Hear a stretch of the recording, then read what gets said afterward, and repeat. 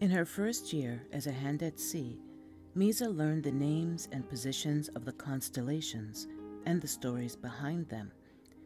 She was fascinated that you could find your way across the world by using the stars.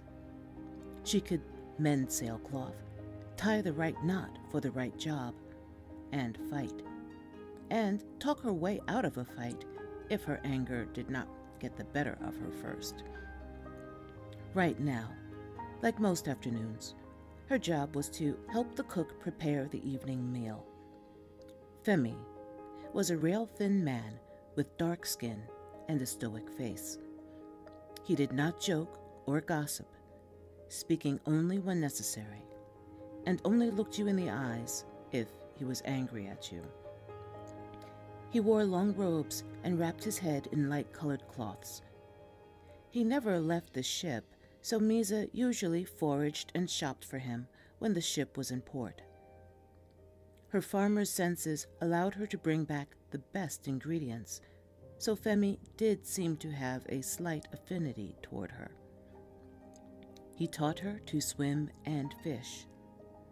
She practiced holding her breath underwater, but never could outlast Femi. There was a bit of a chill in the air, and Misa was glad for the warmth of the galley and kitchen. The scent of curry, peas, potatoes, and fish floated on the eddies of steam. Everything was normal. Except Femi. He sat in a corner of the galley, slumped against a wall and staring into the distance through red, glassy eyes. His hair puffed out in a halo of black. The usual wrappings lay on the floor. On the table in front of him was an almost empty bottle of rum. He did not look at her, but said aloud that it was his anniversary. Misa remembered a phrase the captain sometimes said when she first came aboard and kept asking questions about people's pasts. A yarn swirls at the bottom of every rum bottle. They'll talk when they're ready. Misa sat down beside Femi as he started his tale. I grew up in a merchant family in a land of mostly desert. When I came of age, I set out to make my own fortunes. Out on my own, I did not become rich, but I managed to be extremely comfortable and did not worry about the future. I was ambitious and materialistic, but not greedy. But I began to have dreams about increasing my profits, purchasing goods first-hand at bargain rates instead of paying procurers and importers. I envied my brother his wealth, and finally asked him how I could match him. My brother invited me to accompany him on his next seafaring trip. My first trip was hell. I was frozen by the winds, fried by the sun, sickened by the relentless motion under my feet, and dismayed by the lack of variety and spice in the food. The dreams ceased, leaving me bewildered as to why I was so enthusiastic about taking the trip in the first place.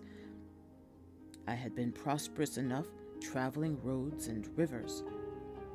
I swore that after my return trip, I would not venture on open waters again.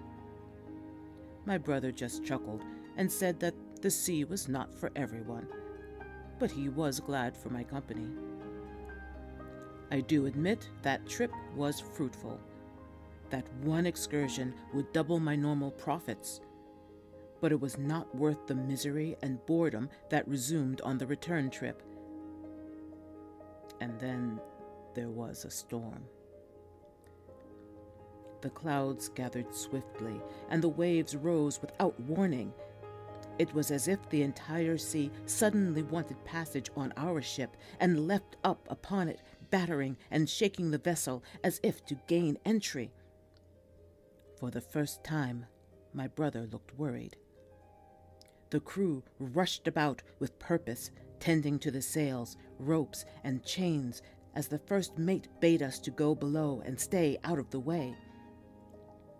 As we made our way to the passage leading below deck, a large black bird crashed into my brother's face and flustered him. In horror, I watched as he stumbled and fell over the railing and was swallowed by the churning sea. I called out to the nearest crew member, who shouted, "Man overboard!" He grabbed a large cork ring as nearby crew repeated the cry and passed it on. He tossed the ring in the direction I pointed, but neither of us saw any sign of my brother. The place my brother went down was already about 100 feet behind us and receding. The ship lurched and shuddered underneath us as the first mate again ordered me below decks. I ignored her and strained to keep my eyes on that one tiny dot behind us when my brother went down.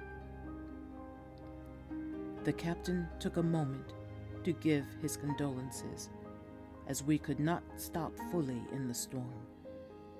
He promised to try to stay in the area so we could do a proper search when the sea calmed. For a moment, I was glad of the rain and spray, as I could hide my tears. Then suddenly, I realized the cork ring was no longer receding. It was moving toward us. It took me a few moments to realize that I was not delusional. The captain had turned away to see to the ship, and I snatched at his coat and pulled him back with a strength I did not know I had. He cursed me, but I shoved him in front of me and pointed. I felt him straighten with realization as he called to drop anchor. With those words, the storm immediately began to clear, and the speed of the ring's approach increased as the waves got smaller. I saw the still form of my brother within the life preserver, and a large bluish fin breaching the water behind it. As his body reached the ship, I climbed down the ladder to gather him from the ring. I gasped as a magnificent woman with blue-gray skin and a blue fin running from the top of her head down her back lifted her torso out of the water. I reached out as she lifted his body into my arms. He was still as I passed him up the ladder to another crewmate. I was stunned, but managed to thank the woman. I had so many questions, so I offered her one of 2 magical stones I had purchased. "To speak to you," I said slowly, hoping she would understand me. She smiled and slipped the stone from my hands with her webbed fingers. I heard my brother call out, asking if I were alive, and I looked up to shout that I was unharmed. When I looked back, she had gone. No one else had seen her closely.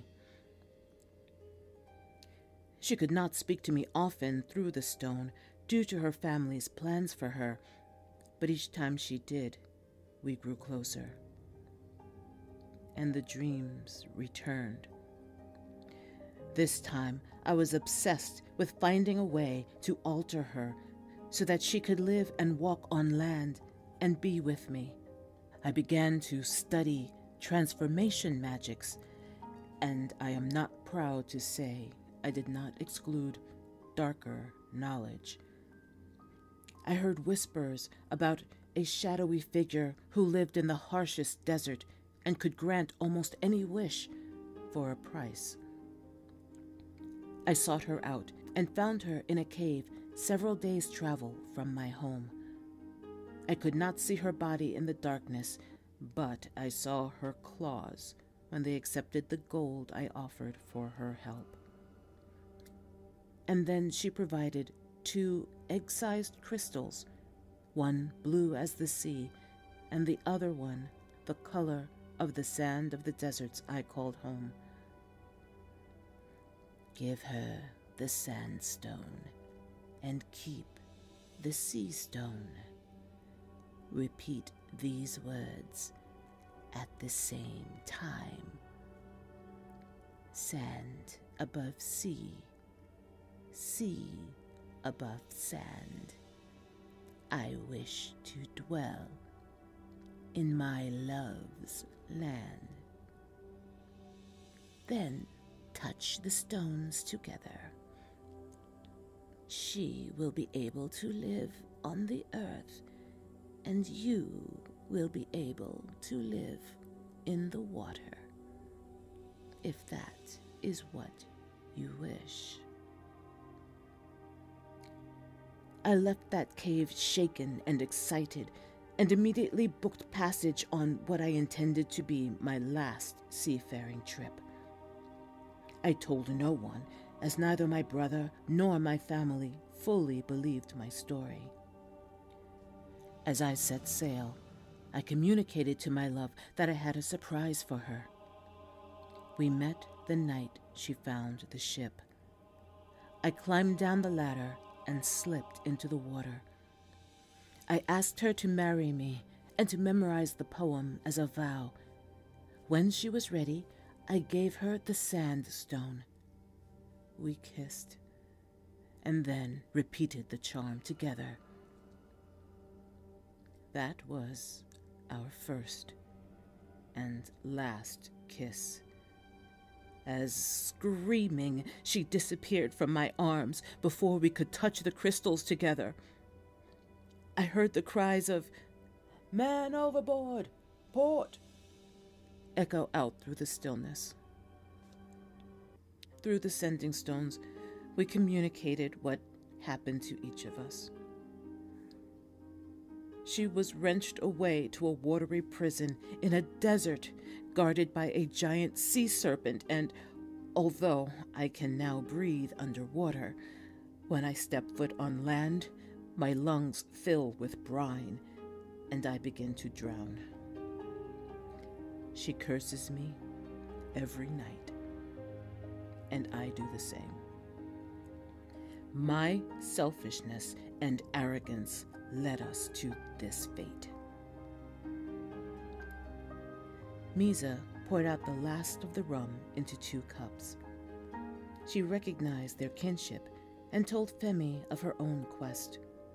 She promised that if she ever had the strength, power, and fortune, she would help to free both Femi and his bride.